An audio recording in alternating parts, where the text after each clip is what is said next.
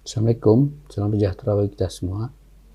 Masih dalam program mengenal antropologi. Kali ini sesi 4 dengan topik akar sejarah antropologi. Karena bagaimanapun antropologi tidak lahir begitu saja, tapi ada jejak sejarah yang ingin kita lihat pada kesempatan ini. Antropologi muncul menjadi sebuah disiplin ilmu, terintegrasi menjadi sebuah disiplin ilmu itu pada pertengahan abad 19. Sejak saat itu antropologi sudah fokus pada studi tentang manusia menurut ilmu pengetahuan dan akal sehat serta spekulasi logis. Dengan kerangka komprehensif dan interdisiplin, antropologi bertujuan untuk mendapatkan pemahaman yang lebih baik dan penghargaan yang tepat untuk tempat spesies manusia dalam sejarah bumi dan perkembangan organik. Untuk itu, menurut Brick diperlukan teori ilmiah guna memberikan makna dan tujuan terhadap berbagai fakta empiris yang terdapat saat itu. Fakta empiris macam apa? Nah, merujuk pada Kunchara-Ningrat dalam bukunya Pengantar Antropologi yang sudah cukup lama sebetulnya. Fakta empiris saat itu ialah himpunan besar dari buku-buku kisah perjalanan, laporan, dan sebagainya, buah tangan para musafir, pelaut, pendeta, penyiar agama Nasrani, penerjemah kitab Injil, dan pegawai pemerintah jajahan tentang adat istiadat, susunan masyarakat, bahasa, dan ciri-ciri fisik dari beraneka warna suku bangsa di Afrika, Asia, Oseania, dan juga suku bangsa Indian, penduduk pribumi Amerika. Bahan-bahan ini belum bernilai ilmu, baru berupa bahan mentah, kecuali setelah diramu dengan suatu teori. Para cendekiawan pelopor antropologi lalu mengambil teori evolusi Charles Darwin yang hidup 1809-1882 yang kemudian menginspirasi mereka berspekulasi tentang asal-usul dan sejarah spesies manusia dan hubungannya dengan primat. Kita tahu teori evolusi itu sebetulnya sangat terkait dengan konsep seleksi alam. Jadi organisme yang bisa bertahan menghadapi seleksi alam itu adalah yang bisa beradaptasi, bisa menyesuaikan diri sehingga dia bisa bertahan. Nah, teori evolusi ini juga mendorong E.W. Taylor menulis Primitive Culture tahun 1871 dalam kerangka pikir evolusi masyarakat dan kebudayaan. E.W. Taylor adalah pendiri ilmu antropologi di belahan dunia berbahasa Inggris dan penulis textbook antropologi umum pertama tahun 1881 menurut Marvin Harris Beliau adalah seorang evolusionis yang mempunyai ketertarikan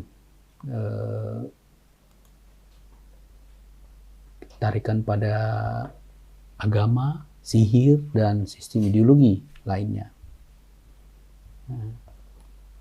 Evolusi di tangan Taylor adalah garis perkembangan dari kebudayaan primitif ke peradaban modern.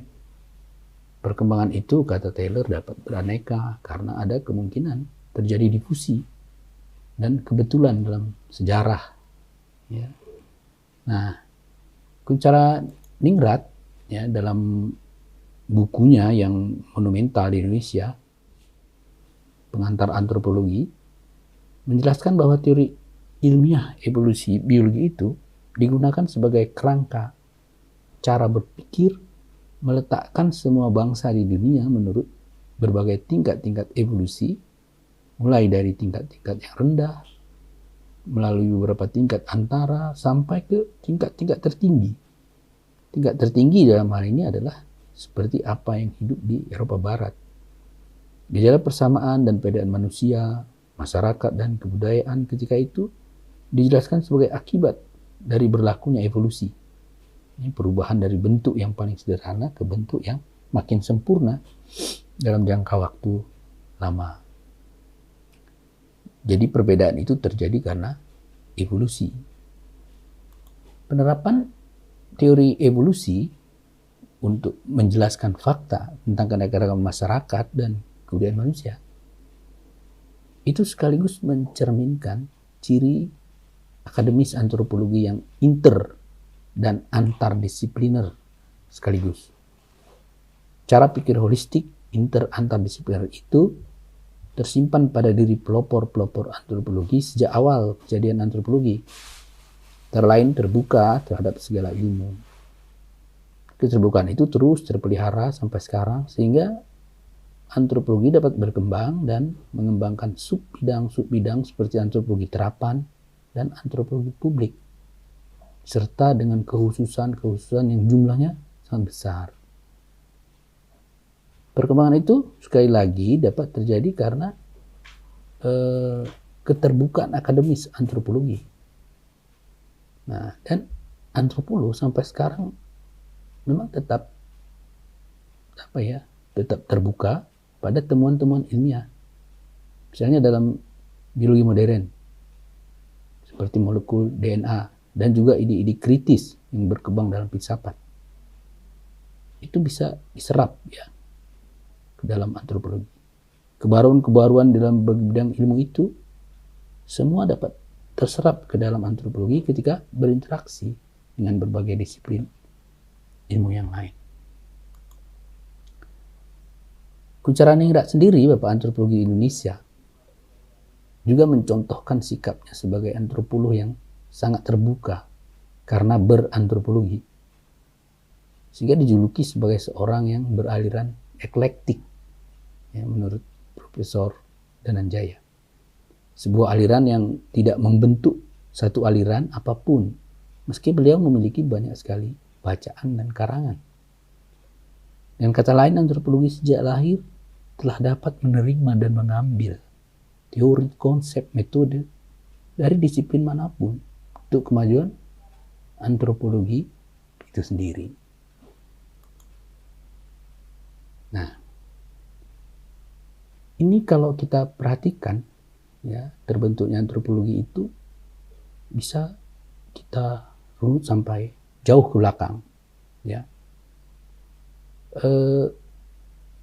Akar sejarah, ya, dari kelahiran antropologi pada sekitar pertengahan akhir 19 tadi sebenarnya dapat ditelusuri ya jauh ke belakang. Erikson dan Murphy sudah menyusuri sejarahnya sampai ke masa sebelum Masehi. Mereka menariknya mulai dari tradisi awal sains klasik, yaitu pemikiran para filsuf pra-Sokrates, orang-orang kosmologis yang berpikir tentang kosmos, berspekulasi mengenai sifat dan kejadian kosmos. Ada yang materialistis di antara mereka, yaitu yang condong pada penyebab alami ketimbang supranatural terkait perwujudan dunia. Ya, jadi bukan karena supranatural dunia ini terwujud, melainkan karena penyebab alami. Ya. Thales itu sebagai contoh yang hidup pada 640 sampai 546 sebelum Masehi misalnya, mengatakan dunia berasal dari air.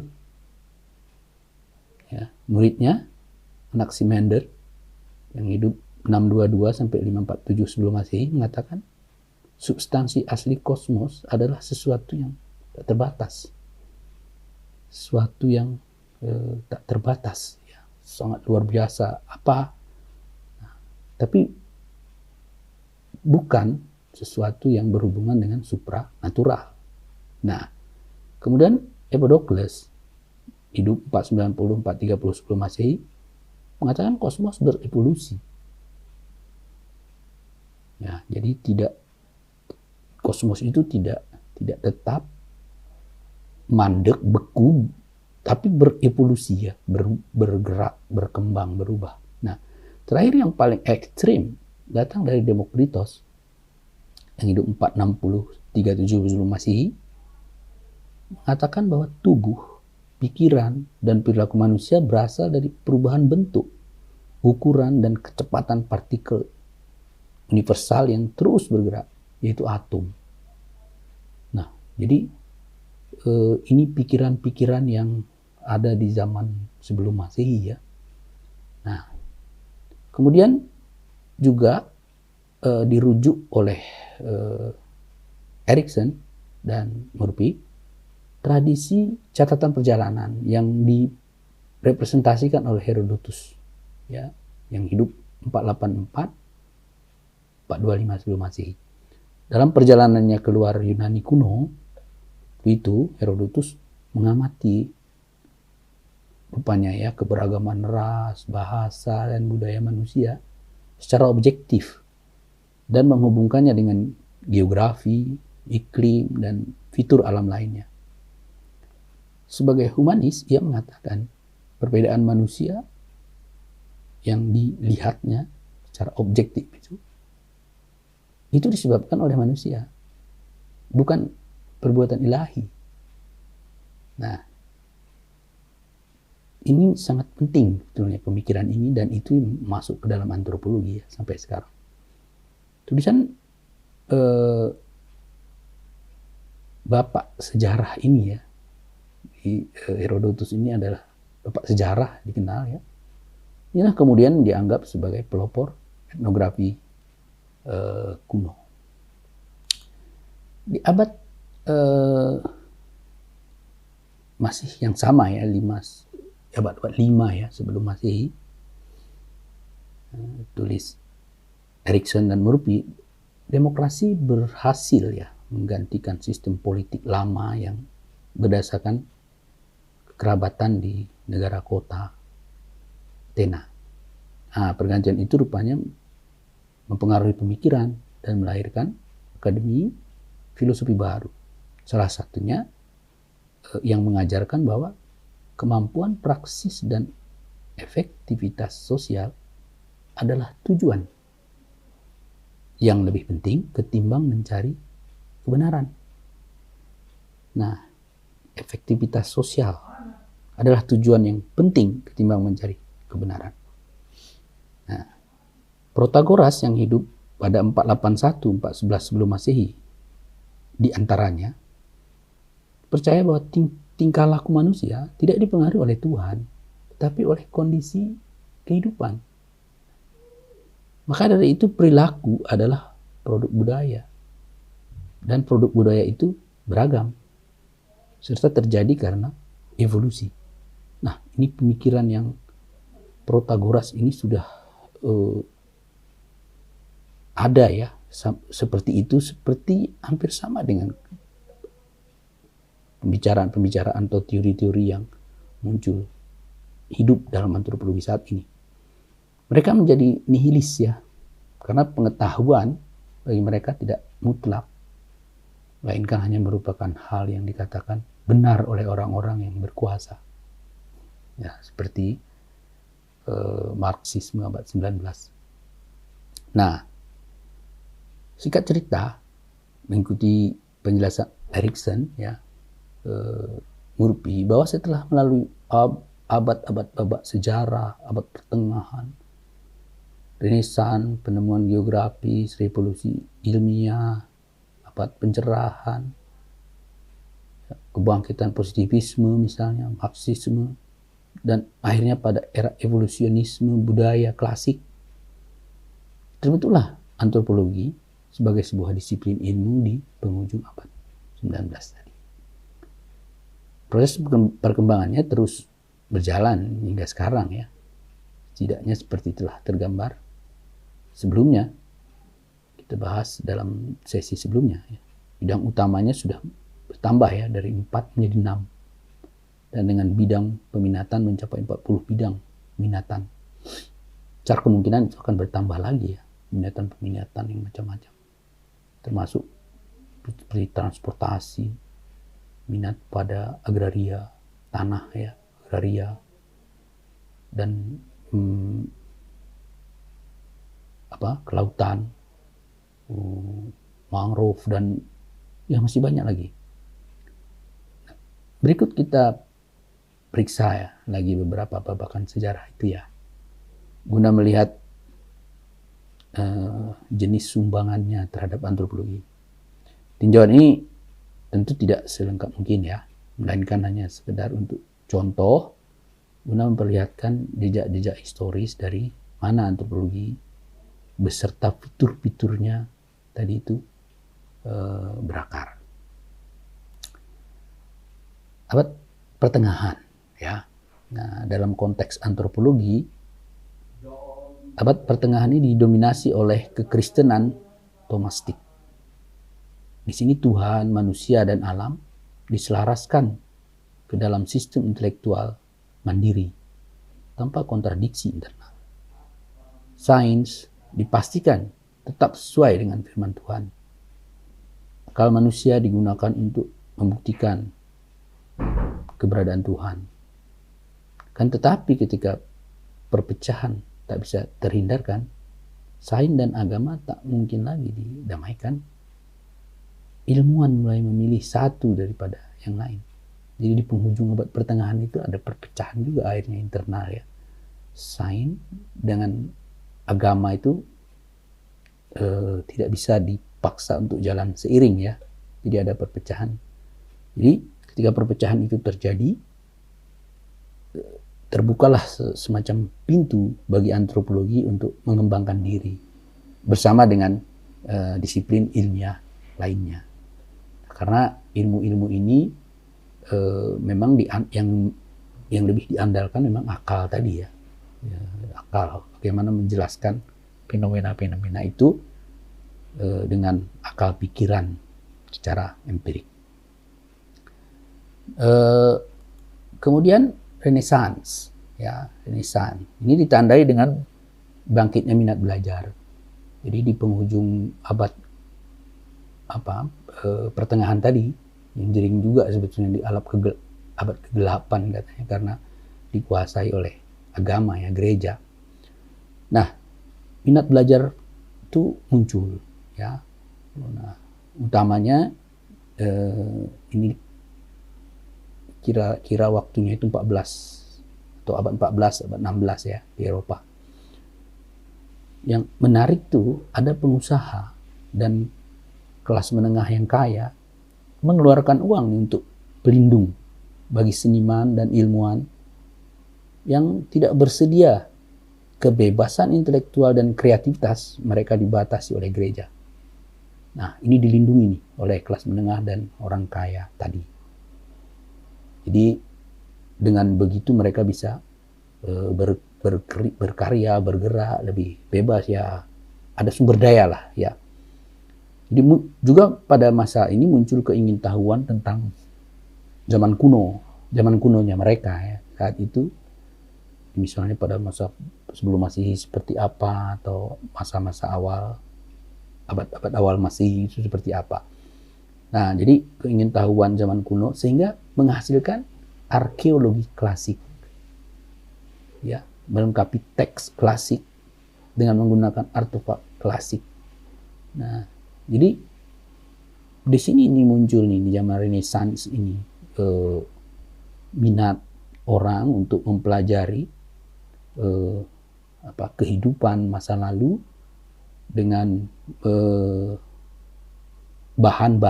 mempelajari bahan-bahan tinggalannya seperti artefak itu. Nah, dari masa ini muncul sebuah tradisi ilmiah sekuler ya, yang kemudian dalam antropologi menjadi analisis lintas budaya. Ya, lintas budaya. Setidaknya dalam 2 waktu diakronik ya. Nah, kemudian kalau kita perhatikan lagi pada masa berikutnya ya, yang sering juga disebut dengan masa penemuan geografis, ini ketika orang-orang Eropa itu mulai keluar ya, menjelajah bumi ini lebih luas. Ya, ini tentu dimungkinkan karena sudah ada teknologi transportasi yang sudah memadai ya, sehingga bisa mengelilingi dunia, meneliti alam dan sebagainya. Jadi menghasilkan salah satu kesadaran bahwa ternyata setelah bangsa Eropa menjelajah ke mana-mana ya, ada dunia baru di sana ya. Dan mereka bertemu dengan pribumi yang tampak di mata mereka itu liar, primitif. Ini apa ya? Yang tidak yang tidak bisa diterima kira-kira sebagai anggota keluarga ciptaan Tuhan. Jadi waktu itu dianggap oleh mereka itu bukan ciptaan Tuhan ya. Antara mereka yang nggak bisa disamakan dengan pribumi itu yang dianggap bukan ciptaan Tuhan. Tapi lama-kelamaan itu berubah ya. Berubah. Tapi sebelumnya karena itu dianggap tidak sempurna ya, dianggap bukan ciptaan akhirnya disebut saja dia sebagai budak alami bagi orang Eropa. Budak alami memang ya, kelas budak, diperbudak, direndah. Nah, tapi perubahan berikutnya menjadi anak alami. Itu ketika muncul kesadaran bahwa mereka itu bisa dikristenkan ya.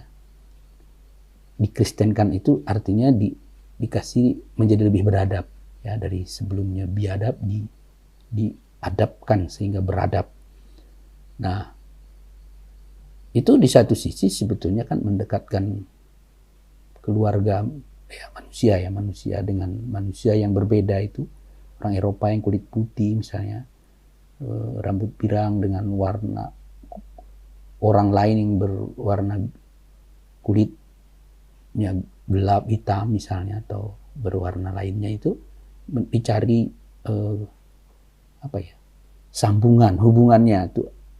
Nah, ada yang mengatakan bahwa mereka mengatakan berasal dari satu nenek moyang sama, sehingga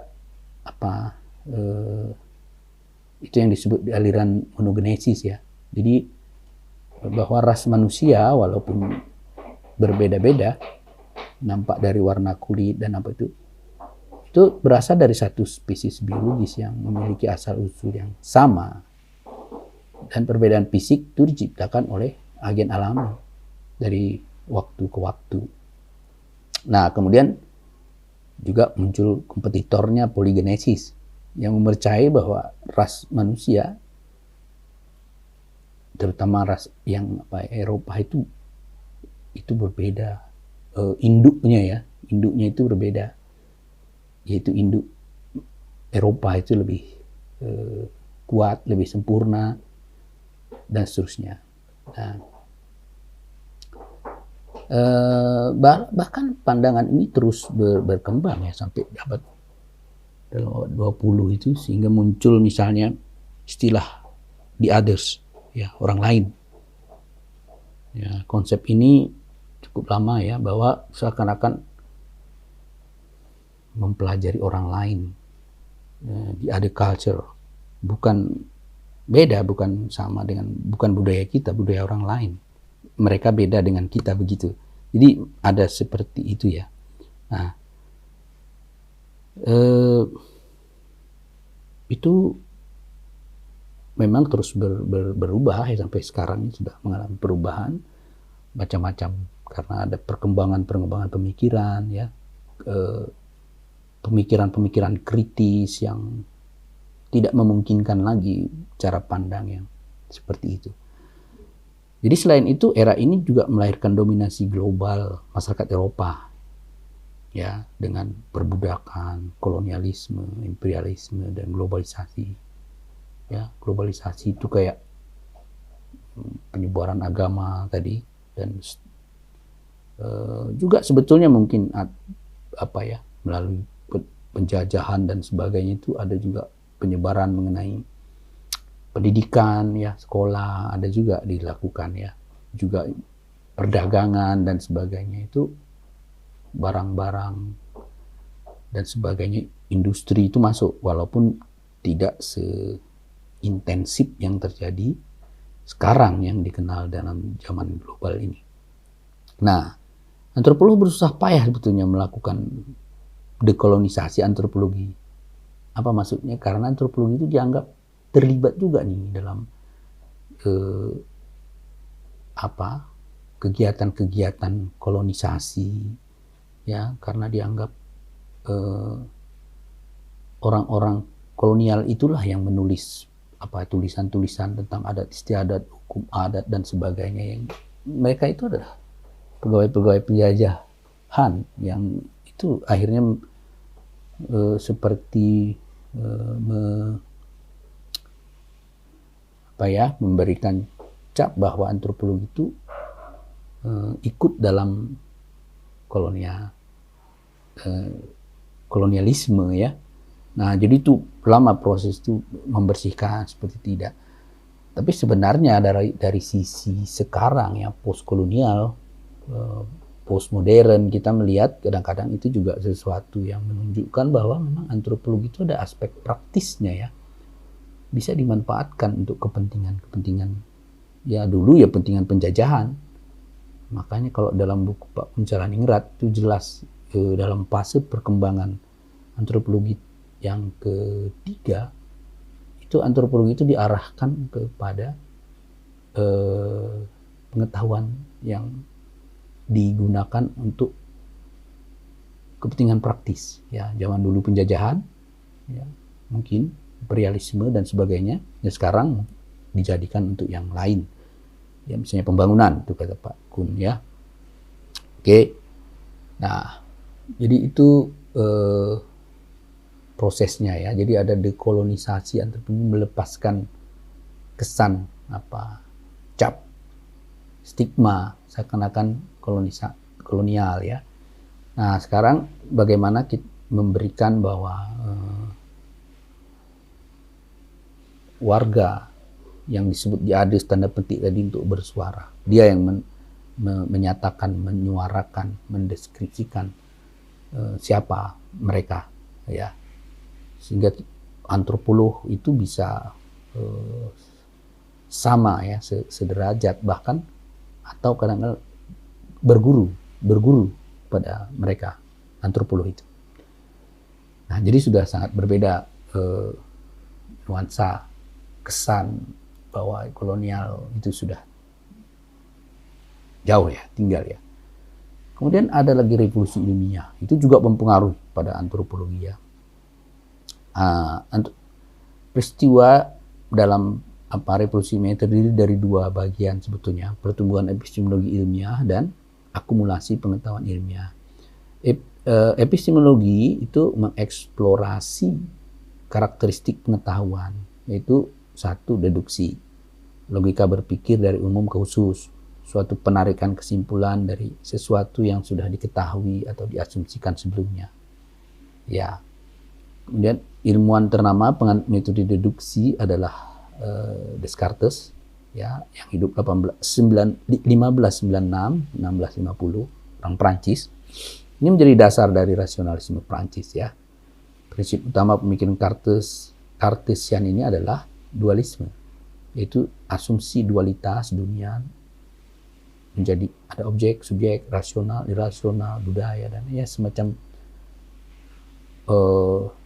binary, ya, yang oposisi gitu, atas bawah, kiri kanan dan seterusnya. Kemudian epistemologi yang kedua adalah induksi.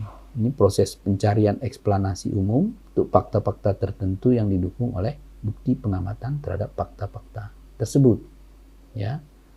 Nah, ilmuwan pendukung metode induksi ini adalah filsuf Inggris, ya, Francis Bacon 1561-1626 dan John Locke 1632-1704. Nah, gagasan mereka menjadi dasar bagi tradisi empirisme Inggris.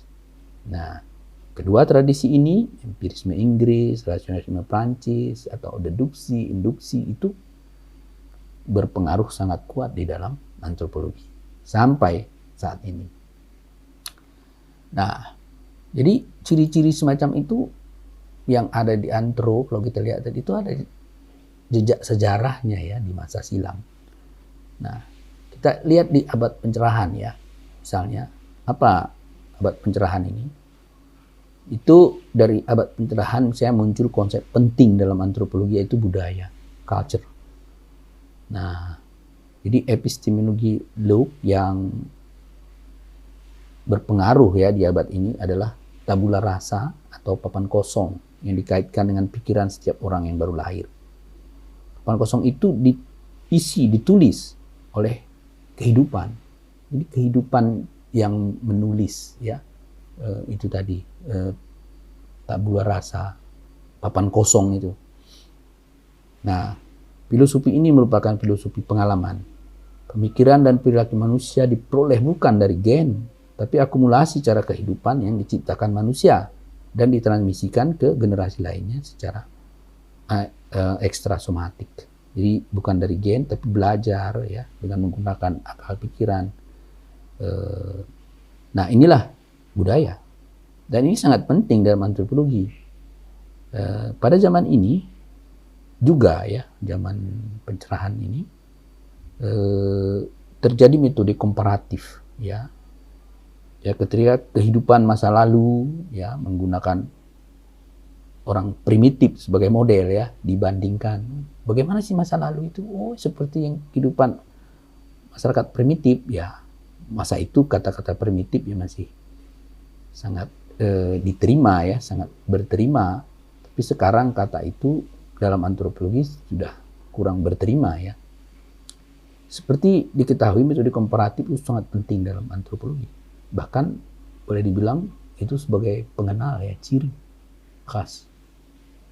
Nah, sebetulnya masih banyak lagi kita bisa cari di jejak sejarahnya itu ya, antropologi. Tapi mungkin itu dalam sesi yang lain ya. Saya rasa beginilah uraian sekilas ya tentang akar sejarah antropologi yang berakar jauh ke masa 5 abad sebelum Masehi. 25 tahun dari sekarang, 25 abad dari sekarang. Luar biasa. Jadi akumulasi ternyata ya, pikiran-pikiran, ide-ide masa lalu itu berakumulasi, dan itulah yang sebetulnya menjadi ilmu pengetahuan yang kita geluti hari ini. Nah, demikian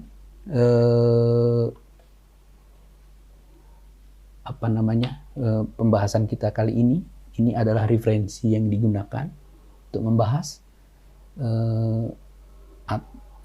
pembicaraan kita tadi. Sumber-sumbernya berasal dari referensi ini. Nah, saya rasa demikian. Terima kasih atas perhatian. Kalau bermanfaat, jangan lupa subscribe ya, like dan share. Terima kasih. Salam.